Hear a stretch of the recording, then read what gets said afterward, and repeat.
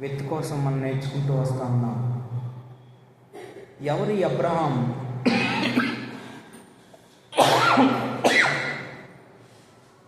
ఎవరి అబ్రహాం?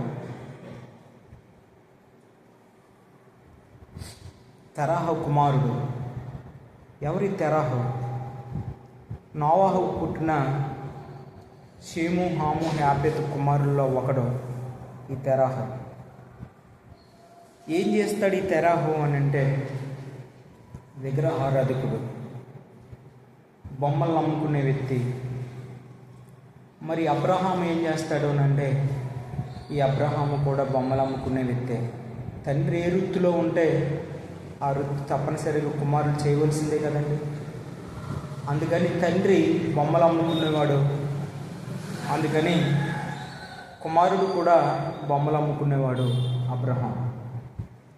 ఈ బొమ్మలు అమ్ముకుంటున్నప్పుడు ఏ ఊరు ఆల్దే అని అంటే, ఏ ఊరు ఆల్దేనంటే ఊరి పేరే ఊరు, ఊరు పేరే ఊరు. అబ్రహాం ఊరు పేరే ఊరు. ఏం పేరండి? ఊరు. ఊరనే ఊరు అతనిది, అబ్రహాముది. ఆ ఊరిలో, ఆ ఊరు అనే ఊరిలో నుండి దేవుడు పిలుస్తున్నాడు అన్నమాట. అబ్రహామా, మీ ఊరి పేరే ఊరు కనుక ఈ ఊరి నుండి నేను చూపించు దేశముకు వెళ్ళు. Praise lord. ఈ ఊరు నుండి నేను ఒక ఊరు చూపిస్తాను, నేను ఒక దేశం చూపిస్తాను. ఆ దేశానికి, ఆ ఊరికి నువ్వు వెళ్ళిపోవాలి అని అంటే, అప్పటి వరకు దేవుడు పిలుపు అంటే తెలీదు. అప్పటి వరకు దేవుడు అంటే బొమ్మల్లోనే ఉంటాడు కదా. ఆ బొమ్మలు ఇప్పుడు కూడా ఈ వ్యక్తితో మాట్లాడినట్టుగా లేదు, చిన్నప్పటి నుంచి కూడా. కానీ ఇప్పటికి చాలా సంవత్సరాలు దాటింది. ఎలా నమ్మడం? అది నమ్మసక్యం కాదు కదా. ఆ రెట్టు కొద్దిగా పైకి పెట్టు.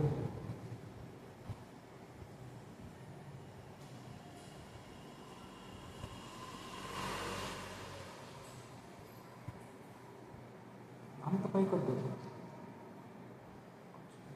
చాలు, సమానంగా పెట్టు. ఊరనే ఈ యొక్క వ్యక్తి ఈ ఊరిలో నివసిస్తున్నప్పుడు ఆ వ్యక్తికి ఏమీ తెలిసేది లేదు. ఎప్పుడు బొమ్మలు చేయడం తప్ప, అమ్మడం తప్ప మాకేమీ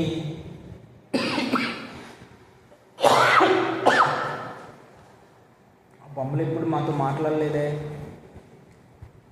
అని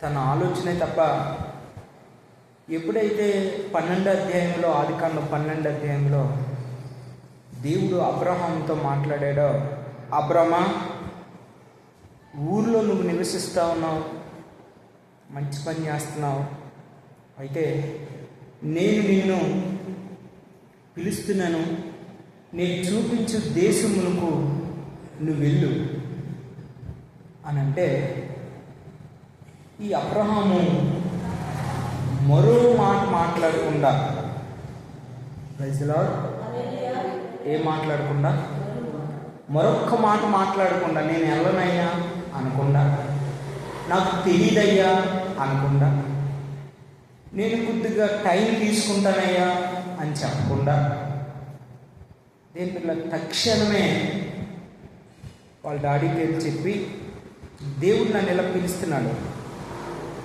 కనుక నేను వెళ్ళాలి నాన్నగారు అని చెప్పి, దేని బిడ్డల నాన్నకి అమ్మకి చెప్పి, భార్యను తీసుకొని, లోతుని తీసుకొని, యేసయ్య ఇంకా చూపించలేదు కానీ చూపిస్తాడన్న నమ్మకంతో దేని బిడ్డలరా బయలుదేరాడండి. ఏం చేశాడండి? బయలుదేరాడు. దేని బిడ్డలరా చూడండి, యేసయ్య మనతో మాట్లాడుతున్నప్పుడు మనము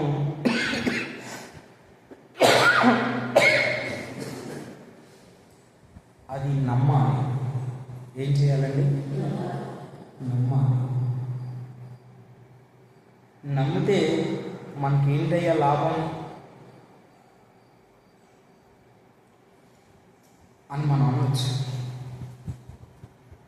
అయ్యా దేవుడు ఎవరితో మాట్లాడతాడయ్యా అని కూడా మనకు ప్రశ్న రావచ్చు.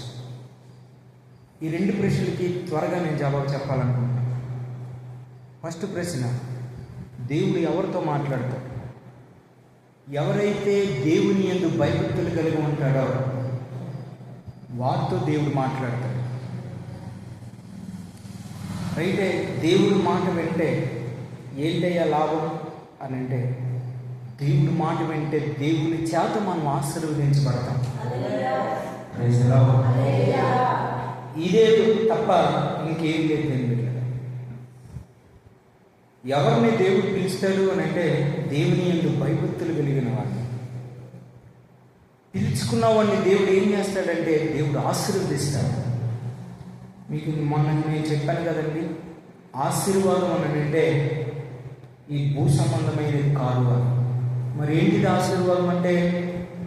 ఆశీర్వాదం అని అంటే రక్షణ అని మీకు చెప్పాను. దేవుడిలారా, దేవునికి భయపడిన వాడిని దేవుడు రక్షిస్తాడు.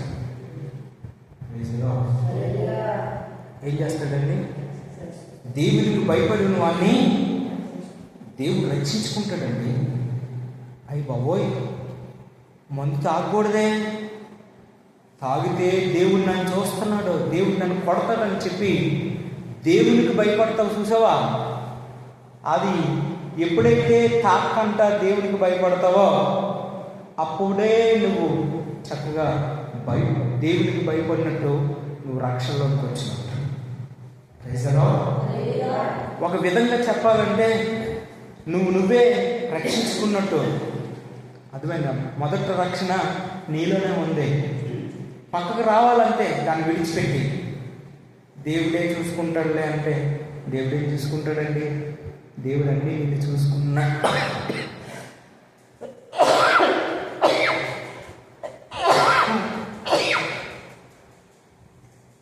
దేవుడు అన్నీ నిన్ను చూసుకుంటున్నాడు. నీ ఆరోగ్య విషయం చూసుకుంటున్నాడు, నీ కుటుంబం చూసుకుంటున్నాడు, నీ క్లిష్టమైన పరిస్థితులు చూసుకుంటున్నాడు, నీ కష్టాన్ని చూస్తున్నాడు, నీ నష్టాన్ని చూస్తున్నాడు, నీ సుఖాన్ని చూస్తున్నాడు. ఇంకేం చూసుకోవాలంటే అన్నీ చూస్తున్నాడు. ఒకవేళ దేవుడే కానీ నేను చూడకపోతే ఈరోజు నువ్వు ఉండవు. రైజులో కనుక దేవుని బిడ్డలారా, ఈరోజు దేవుడు నీతో మాట్లాడుతున్న మాట, దేవుడికి కానీ భయపడ్డావా దేవుడిని నేను రక్షిస్తాడు. అర్థమైందా? 115వ కీర్తన మనం చదువుకుందాం. 115వ కీర్తన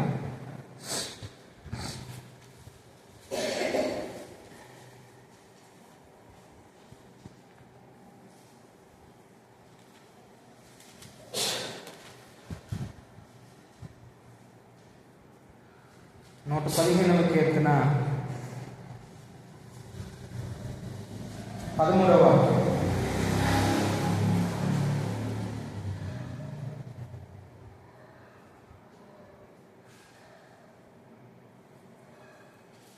పిల్లలు లేని పెద్దలు లేని తన యందు భయభక్తులు గలవారని యెహోవా ఆశీర్వదించును. ఏం చేస్తాడండి? ఆశీర్వదిస్తాడు. ఎవరిని? పిల్లలేమి పెద్దలేమి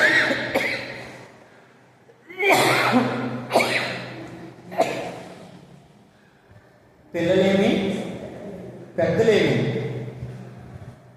తన యందు భయభక్తులు గల వారిని దేవుడు ఆశీర్వదిస్తాడట. భయపడడం అంటే మీకు చెప్పాను కదండి, భయపడి పాపం చేయకూడదండి. అడుగుతుంది ఏం చేయకూడదు? పాపం చేయకూడదు. ఆ పాపం నుంచి మనం పారిపోవాలి. అయ్యా, బైబిల్లో అలాంటి వాళ్ళు ఎవరైనా ఉన్నారా అంటే ఒకరున్నారండి, ఆ వ్యక్తి పేరు యోసేపు. పోతీఫర్ భార్య ఆ వ్యక్తి మీద కన్నేసి,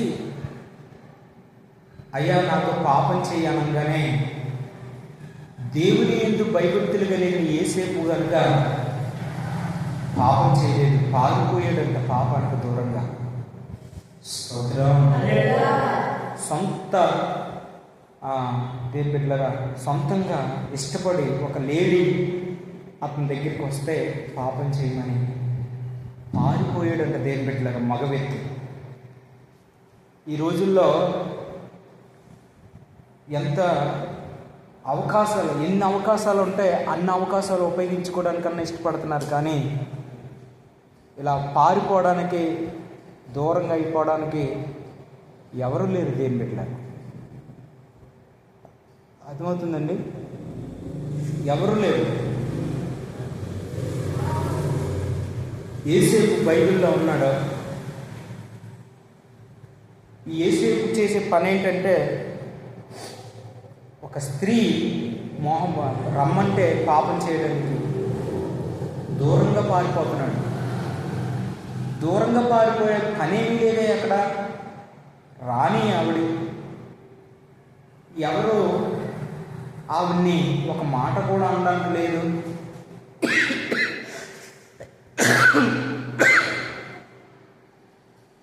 అలాంటి సమయంలో నేను మనుషులకు భయపడను కానీ దేవునికి భయపడతానని చెప్పి దూరంగా పారిపోయాడు. ఒక్క క్షణం దూరంగా పారిపోవడం వల్ల 80 సంవత్సరాలు ప్రధానమంత్రిగా ఉన్నాడు. హల్లెలూయా. ఒక 5 నిమిషాలు సుఖంకి ఆశపడితే 80 ఏళ్ళలో దీవెన, సంతోషం, ఆశీర్వాదం, ప్రధానమంత్రి అని కోల్పోను.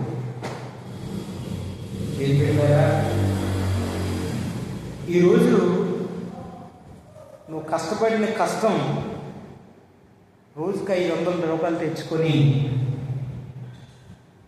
అందులో 100 రూపాయలు నువ్వు తాగి ఉన్న డబ్బులు ఇంటికి ఇచ్చి దేని బిడ్డలారా, దాంట్లో నీ ఒళ్ళు పీకులు తగ్గొచ్చు, కానీ దేవుని కనుదృష్టి నీ మీదకి రాదు.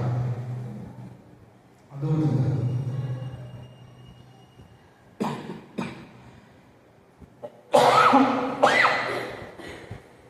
నువ్వు కానుకేయచ్చు, కానుక దేవుడిని చూడటం.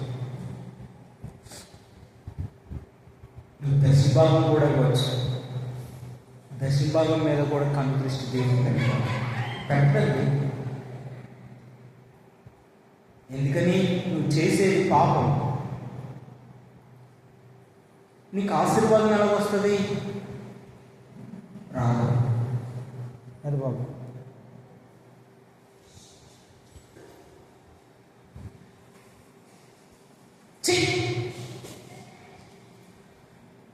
ఇక్కడి నుంచి కర్ర పట్టుకెళ్ళు, కర్ర పెద్దది ఉందో అక్కడ పెట్టు. గేట్ అందుకే వేసాడు.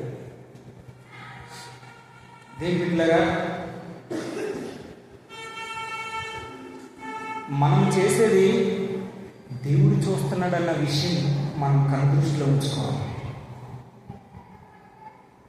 చచ్చిపోతే దేవుడు చూస్తాడేట్రా? చూస్తాడైనా చూస్తున్న దేవుడు. ఈ లైట్ అయ్యమ్మా, ఆయన ఏ దేవుడండి? చూచుచున్న దేవుడైనా. కనుక మర్చిపోకుండా మన దేవుడిని మనం ఏం చేయాలని అంటే గౌరవించాలి. మన దేవుడికి మనం ఏం చేయాలంటే భయపడాలి. మన దేవుడికి మనం భయపడడం వల్ల లాభం ఎవరికి? దేవుడికా? మనకే. అర్థమవుతుందా? ఎవరికో కాదు లాభం, మనకే లాభం. అర్థమవుతుందండి?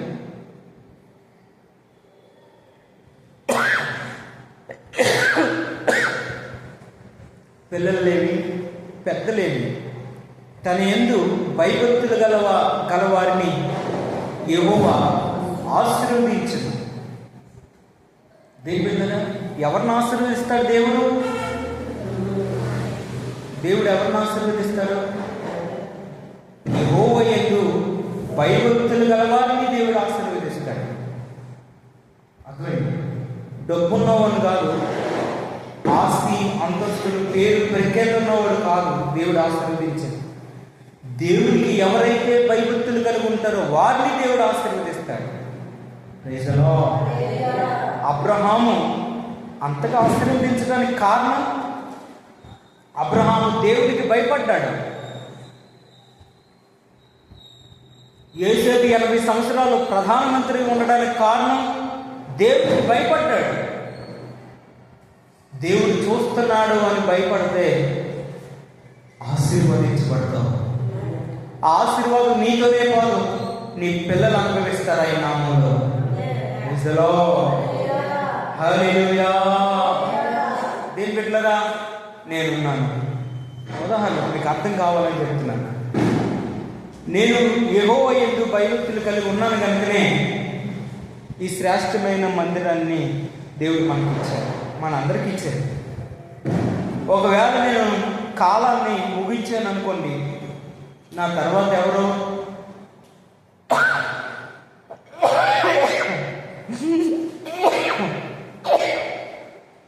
ఎవరైతే దేవునికి భయభక్తులు కలిగి ఉంటారో వారు అవుతుంది.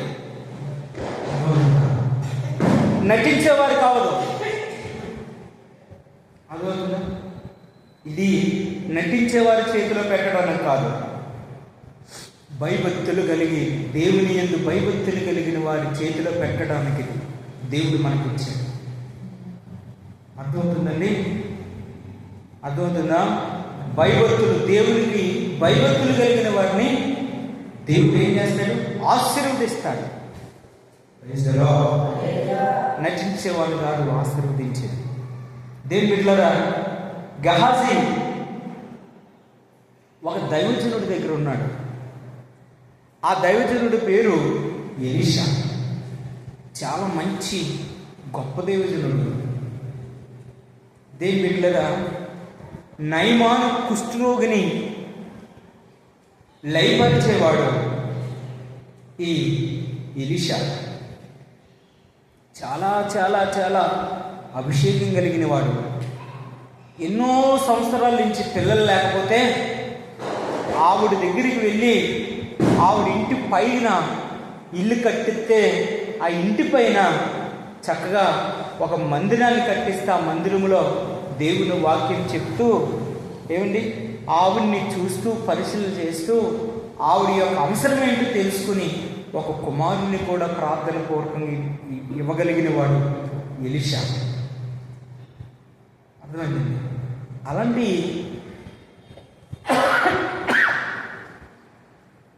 ఎలీషా దగ్గర గెహాజీ అనే వ్యక్తి ఉన్నాడండి. అప్పటి వరకు భలే ఉన్నాడండి. అప్పటి వరకు చాలా అందంగా ఉన్నాడు, చాలా బాగున్నాడు. ఏ మాట చెప్పినా వింటాడు. అంత బ్యూటీగా ఉండేవాడు. ఒకరోజు నయమాన్ వచ్చాడండి. కుష్ఠరోగిని బాగు చేసుకున్నాడు. కొద్ది ధనము, కొద్ది వెండి, బంగారం ఇచ్చి వెళ్ళిపోదామని అనుకుంటే ఈ ఎలీషా తీసుకోలేదండి. నాకు వద్దయ్యాది, రాజులు సంపాదించిన ఈ వెండి బంగారం నాకు వద్దయ్యా, నాకు అక్కర్లేదు, దేవుడు నాకు పెట్టింది చాలు అని చెప్పి వద్దన్నాడు. వద్దంటే పక్కనే కదండి ఉన్నాడు. తనకు మరి ఏ అవసరం వచ్చిందో గెహాజీకి ఏదో అవసరం ఉండే ఉంటుంది, నాకు తెలిసి. అర్థమైందా? ఏదో అవసరం ఉండే ఉంటుంది గెహాజీకి. అందుకనే అవసరం ఉంది కనుకనే ఈ మాట్లాడుకున్న మాటలు విని ఏమండి మా యజమానుడు వద్దన్నాడు కనుక నాకు కావాలని అక్కడ అడిగినా బాగుండే. ఎంతో దూరం పోయిన తర్వాత మధ్యదారిలోకి వెళ్ళి, నాయనా గెహాజీ, మీరు ఇలా వచ్చేయంగానే మా యజమానుడి దగ్గరికి ఒక పేదోడు వచ్చాడయ్యా, ఆయనకి ఇవ్వాలని నన్ను మీ దగ్గరికి పంపించారు. మీరు యాజకుడికి ఇవ్వాల్సినవి, సేవకుడికి తెచ్చినవన్నీ కూడా ఇచ్చేయండి అయ్యా అని తీసుకొని తెచ్చుకున్నాడు. ఎప్పుడైతే తీసుకొని తెచ్చుకున్నాడో గెహజీని అడిగాడు, గెహజీ, నా దగ్గర కదా నువ్వు ఉండాలి, నాతో కదా ఉండాలి, ఈ క్షణంలో లేవేంటి, ఎక్కడికి వెళ్ళావంటే బొంకుతున్నాడండి. ఏం చేస్తున్నాడండి? బొంకుతున్నాడు. ఏం చెప్పాలో, ఎలా చెప్పాలో. ఏమండి, పాపం చేసినాడు బొంకుతాడు కదండి. నిజం చెప్పుకుందాం. దొంగతనం చేసినాడు చూడలేడు కదండి. ఎప్పుడైతే ఇలా మాట్లాడుతున్నాడో, గెహజీ, నేను వద్దనుకున్న ఆస్తి దగ్గరికి నువ్వు వెళ్ళి తెచ్చుకున్నావా అంటే, లేదయ్యా నేను వెళ్ళలేదు అని బొంగుతుంటే ఎలీషా అంటాడు, నాయనా, నా ఆత్మ నీతో రాలేదా?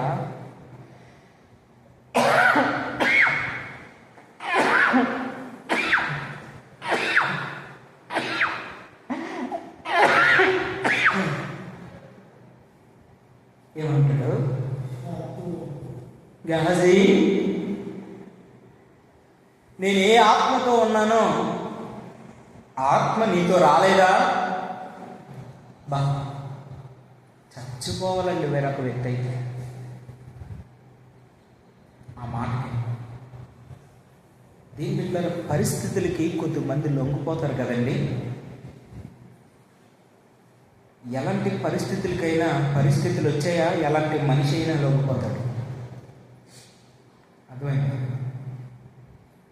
మొన్న నేను,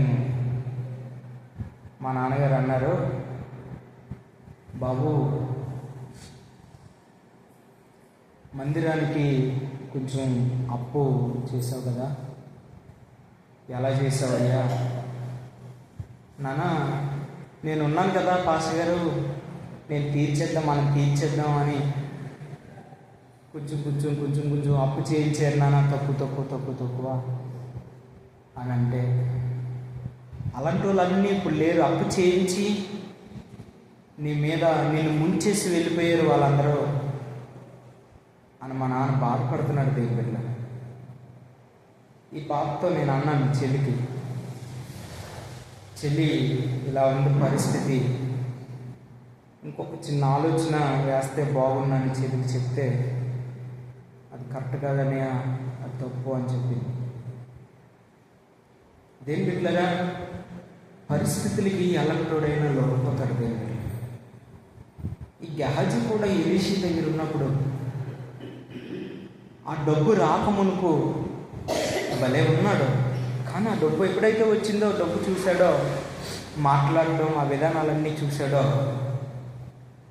ఇప్పుడు ఆ డబ్బును ఆశించిన తర్వాత ఎలీషా దగ్గరికి రాగానే ఎలీషా ఏమన్నాడంటే, నా ఆత్మ నీతో రాలేదా అని ఎప్పుడైతే అన్నాడో, ఏంటిలాగా ఆ మాటకి ఏమీ సమాధానం చెప్పలేము. ఇప్పుడప్పుడు నయమానుకున్న కుష్ఠరోగి, నయమానుకున్న కుష్ఠరోగం నీకు కూడా వచ్చిన గాక అంటే, నయమానుకున్న కుష్ఠరోగం కంటే ఎక్కువ కుష్ఠరోగం గెహజీకి వచ్చేసిందండి. అప్పటి వరకు ఎవరితో ఉన్నాడు? ఎలీషాతోనే ఉన్నాడు. అప్పటి వరకు ఎవరి మాట విన్నాడు? సర్వోన్నతమైన దేవుని మాటే విన్నాడు. కానీ అలాంటోడికి కూడా కుష్ఠరోగం వచ్చేసిందంటే, కుష్ఠరోగం వచ్చేటట్లుగా ప్రవర్తించాడని అంటే కారణం, ఆ వ్యక్తి దేవునికి భయపడలేదు. ఎవరికి? దేవునికి భయపడలేదు. దేవుని బిడ్డలారా, దేవునికి భయపడలేని వాళ్ళు చాలా మంది ఉన్నారు. వారు దేవునికి భయపడుతున్నాం అనుకుంటారంటే వాళ్ళు చేసేది పాప పనులు. నేను దేవునికి భయపడుతున్నానండి అనుకుంటాను.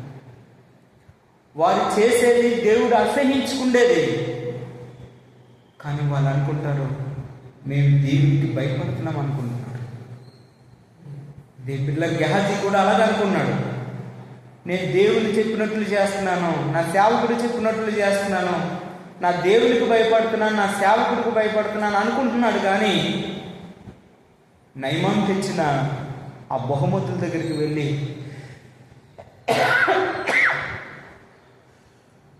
ఆ నయమాను ఇచ్చిన బహుమతులు తీసుకున్నాడు. దీని బిడ్డలారా, దేవునికి భయపడినోడు ఆ పని చేస్తాడా? చేయడు కదండి. అర్థమవుతుందా? దేవునికి భయపడిన పనిని చేస్తాడో? చేయడు కదా. ఎంత తప్పు. ఈరోజు దేవునికి భయపడితే నువ్వు చాలా దూరంగా ఉంటావండి పాపానికి. అర్థమవుతుందా? నువ్వు చాలా దూరంగా ఉంటావు. మనం దేవునికి భయపడితే మనం చాలా దూరంగా ఉంటాం. దేవునికి ఇష్టం లేనిది మనం చెయ్యం, దేవునికి ఇష్టమైందే మనం చేస్తాం. గుర్తించుకోండి. హల్లెలూయా, హల్లెలూయా. దేవుని బిడ్డలారా, చూడండి,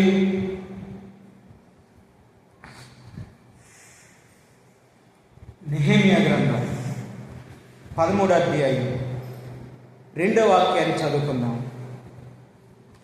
నెహెమ్యా గ్రంథం 2వ అధ్యాయం 13వ వాక్యాన్ని చదువుకుందాం. నేను రాత్రికాలమందు లోయ ద్వారము గుండా భుజముకు బావి ఎదుటికి పెంట ద్వారం దగ్గరకు పోయి పడద్రోయబడిన యెరూషలేముకు ప్రాకారములను చక్కగా దాని గుమ్మములో అగ్ని చేత కాల్చబడిన. చూడండి,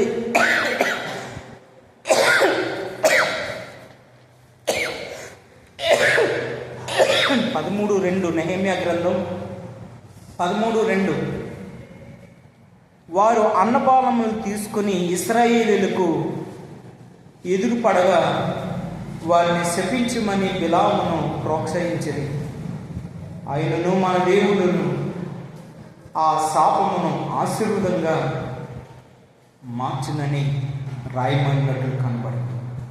చూసారు దేవుని బిడ్డలారా, ఎవరైనా కానీ నీ మీదకి వచ్చిన ఆశీర్వాదం ఎవరైనా తీసేసుకుందాం అని అనుకుంటేనంట వారు శపించబడతారంట, కానీ నువ్వు శపించబడవట. దేవునికి మహిమ కలుగునుగాక. దేవుడే నీకు ఇచ్చి ఒక ఆశీర్వాదం దేవుడు నీకు ఇచ్చాడు అనుకోండి, ఆ ఆశీర్వాదాన్ని ఎవరైనా తీసేసుకుందాం అని అనుకుంటే ఎవరు తీసుకోలేరట. ఎవరు తీసుకోలేరంట. నేను పెట్టారా? కారణం అది దేవుడు ఇచ్చాడు నీకు. నువ్వు అనుభవిస్తావు, నీ పిల్లలు అనుభవిస్తారు. Praise the lord, praise the lord. విశేషమైన కృపనా ఎడల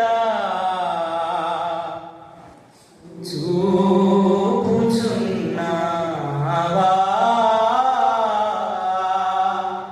నా ఎడల నీవు విశేషమైన, నా ఎడల నీవు విశేషమైన కృపనా ఎడల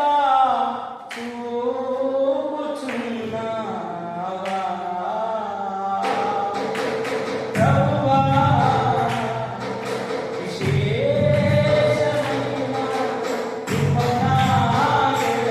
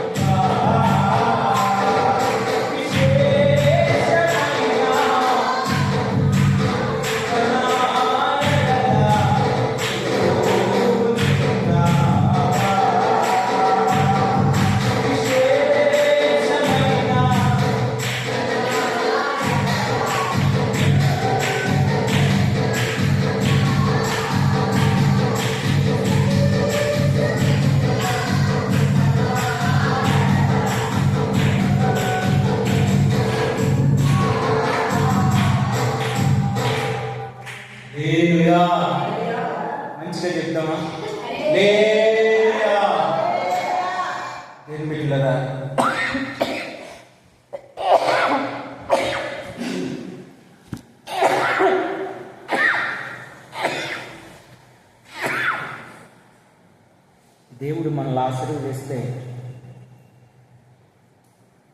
ఆశీర్వాదానికి ఎవరైనా అడ్డుపడితే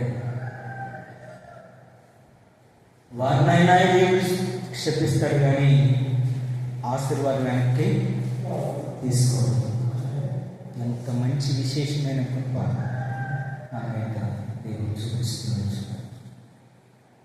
దేని బిడ్డలారా, మన దేవుడు మనల్ని ఆశీర్వదించి రక్షించగలిగిన దేవుడు తప్ప శపించే దేవుడు కాదు.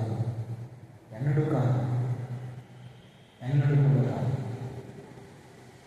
ఒకవేళ గెహాజీ వెళ్ళి తెచ్చుకున్న బంగారం బట్టి, ధనాన్ని బట్టి, నాయన నా అవసరం ఇలా ఉందయ్యా, నీ దగ్గర ఉంటే నాకు ప్రయోజనం ఏముంది, నాకు మీరు ఏమి ఇవ్వలేదు కదా, శాలరీ ఏమి ఉట్టుకున్నాకే కదయ్యా నీ దగ్గర నేను పని చేస్తున్నాను, దైవజనుడా ఎలీషా మా కుటుంబంలో ఇలాగా నాకు కొద్దిగా అవసరం ఉందయ్యా, నేను తెచ్చుకున్నాను, నన్ను క్షమించయ్యా, నేను అడగకంటే నేను అన్ని చెప్పుంటే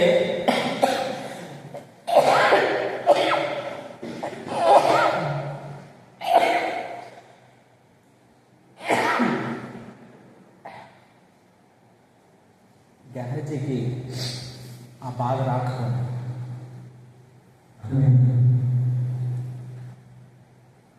కనుక మనం ప్రవర్తించే ప్రవర్తన, మనం నడుచుకున్న నడవడికి, మనం మాట్లాడే మాటలు చాలా క్లారిటీగా ఉండాలి.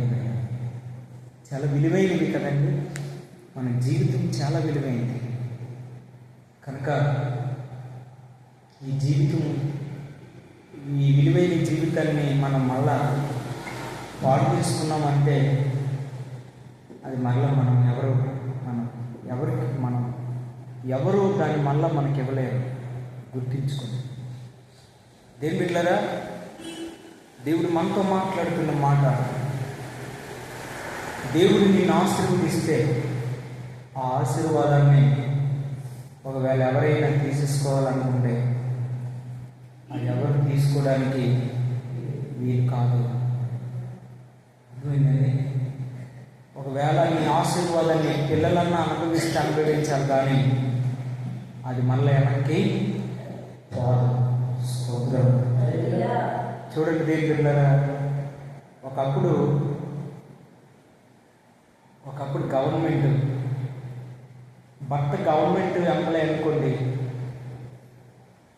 భర్త ఏదో నా ప్రాబ్లంతో చనిపోయారు అనుకోండి, పిల్లలు 10th క్లాస్ చదివి కాదు 10th పాస్ అయ్యి ఉంటే వాళ్ళ డాడీ జాబు ఆ పిల్లలకి ఇచ్చేవారు.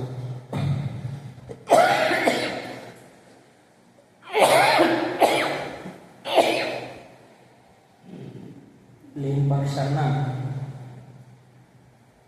పిల్లలు లేకపోతే భార్యకి ఇచ్చేవారు. అది ఈ లోకానుసరమైన కష్టానికి ప్రతిఫలం మాట. వాళ్ళ భర్త అంత కష్టపడి చదివి జాబ్ సంపాదించుకున్నాడన్న అంత విలువ ఉండేది అప్పుడు. కానీ ఇప్పుడు జాబ్కి అలాంటి విలువలు లేవు. అర్థమైందండి? అలాంటి విలువలు లేవు. ఇప్పుడు భర్త చనిపోయారు అనుకోండి, పిల్లలు వేరే జాబులను సంపాదించుకోవాలి, కానీ తండ్రి జాబ్ పిల్లలకు ఇప్పుడు లేదు. అదే ఒక్క దాంట్లోనే ఉంది ఇప్పటికి కూడా, అదేంటంటే డాక్ యార్డ్ మాత్రమే. అర్థమైందండి? దేని బిడ్డలారా, ఈ ఆశీర్వాదం ఎలాంటిదని అంటే పరసంబంధమైన ఆశీర్వాదం. Praise the lord. నువ్వు రక్షించుకున్నాడు, దేవుడు నిన్ను రక్షించుకున్నాడు, నువ్వు చచ్చిపోయావు. ఆ రక్షణ, ఆ ఆశీర్వాదం నీ పిల్లలకి ఇస్తానని వాగ్దానం చేస్తున్నాడు, కానీ నీ పిల్లల నుండి అది పోదు అని చెప్తున్నాడు. ఆమేన్. ఎంత మంచి వాగ్దానం చూడండి. అబ్రహామును దేవుడు ఆశీర్వదించి, అబ్రహామును దేవుడు దీవించి, ఇస్సాకుని ఆశీర్వదించి దీవించి, యాకోబుని ఆశీర్వదించి దీవించి, యాకోబు ద్వారా యోసేపుని ఆశీర్వదించి దీవించి, దేని బిడ్డలారా ఆయన వాగ్దానాన్ని నెరవేర్చుకుంటూ వస్తూ ఉన్నారు ఇప్పటికీ కూడా. ఆమేన్. వాగ్దానం పొల్లిపోతుంది, అది మరుపురానిది, అది మరవలేనిది. కనుక నిన్ను దేవుడు విడవడు, ఎడబాయడు. నిన్నేం చేయడం అండి? విడవడు, ఎడబాయడు, వదలడు నిన్ను. నువ్వు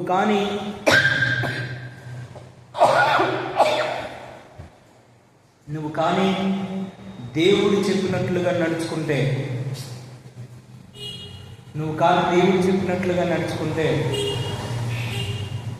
అలా ఉంచమ్మా. నువ్వు నేను కానీ మనం కానీ దేవుడు చెప్పినట్లుగా నడుచుకుంటే మనల్ని ఎవ్వరూ కదలనివ్వలేరు. ఏం చేయలేరండి? వెనక్కి తీయలేరు నీకు ఇచ్చిన ఆశీర్వాదాన్ని. జాగ్రత్త. చూడండి, మరొక మాట మనం నేర్చుకుందాం. ద్వితీయోపదేశకాండం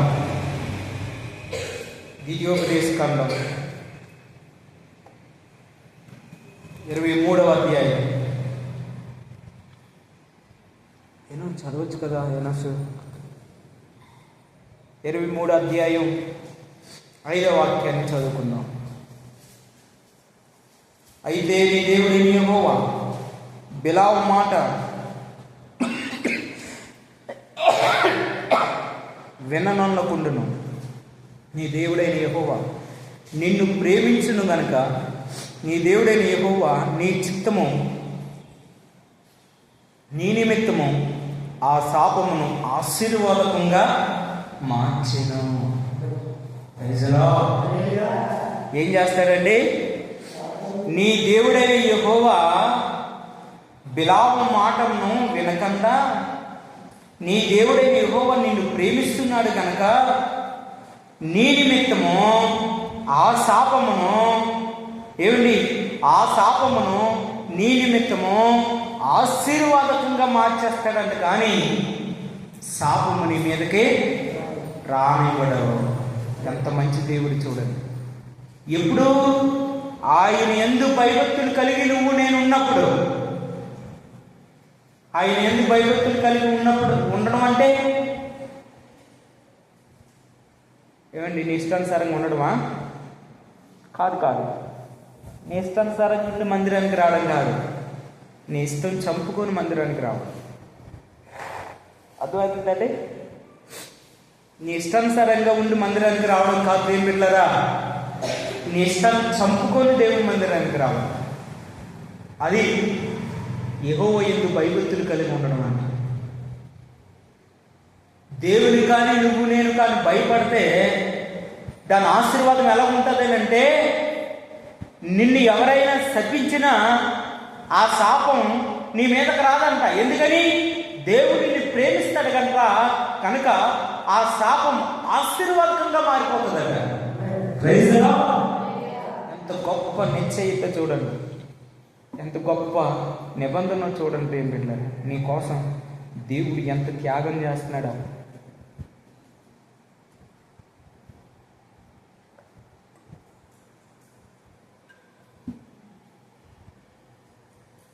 దేవుడు నీకు నాకు ఎలాంటి బహుమానం ఇస్తున్నాడో చూడు. నమ్మాలి ఈ విషయం, నమ్మండి దేవుని దగ్గర. నువ్వు కానీ దేవునికి భయపడితే, ఏమండి భయపడకపోతే మరి ఏం జరుగుతుందో తెలియదు. భయపడితే మాత్రం, దేవునికి కానీ భయపడితే మాత్రం నీ మీద ఇప్పుడు ఆశీర్వాదం ఉంటుంది. ఈ విషయం మర్చిపో. దేవునికి భయపడు, ఆయన ఇచ్చే ఆశీర్వాదం పొందుకుందాం. ఈ మాటలు ప్రభు దీవించును కాక. ఆమేన్. హల్లెలూయా. లేచి నిలబడదాం. దేవుని బిడ్డలారా, చక్కగా మంచి చల్లటి వేళలో చల్లగా ఉండడం వల్ల దగ్గు ఇంకా ఎక్కువ అవుతుందన్నమాట. చల్లగా ఉండడం వల్ల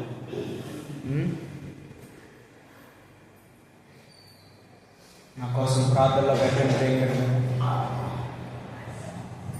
నా కోసం ప్రార్థన చేయండి. ఆరోగ్యం బాగా ఉండనట్లుగా, తర్వాత యెహోవాకు భయభక్తులు కలిగి ఉండాలని మీకోసం మీరే ప్రార్థన చేసుకోండి. ప్రార్థన చేయండి. మీరే ప్రార్థన చేసుకోండి. ప్రభా, నీకు కాని భయభక్తులు కానీ కలిగి ఉంటే శాపాన్ని ఆశీర్వాదకంగా మారుస్తావంటయ్యా. అందుకే అబ్రహాముని దీవించావు ప్రభా. అందుకే అబ్రహామును ఆశీర్వదించావు ప్రభా. నన్ను కూడా ఆశీర్వదించగలవు, నన్ను కూడా దీవించగలవు. నీ కృప నాకు చూపించిన ప్రార్థన చేసుకో. హల్లెలూయా, హల్లెలూయా, హల్లెలూయా.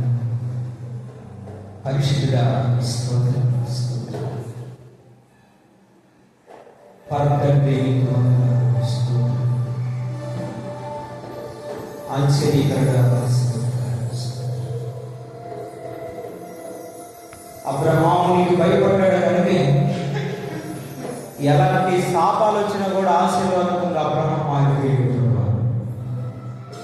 యోసేపు నీకు భయపడ్డాడు కనుక ఎలాంటి శాపానికి గురైపోయినా కూడా, శపించాలని చూసినా కూడా ఆశీర్వదింపబడ్డాడు యోసేపు. ప్రభువా, యేసయ్యా నీకు స్తోత్రం.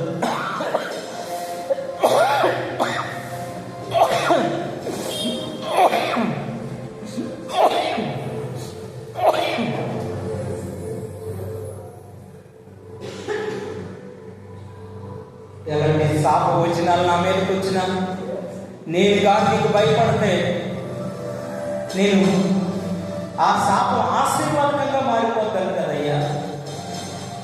నాకు స్వస్థంగా మాట్లాడు. ఇది వలన కృతజ్ఞతలయ్యా. శాపంతో ఉన్నాను ప్రభా, నా కుటుంబం శాపంతో ఉంది, శపించబడి ఉంది.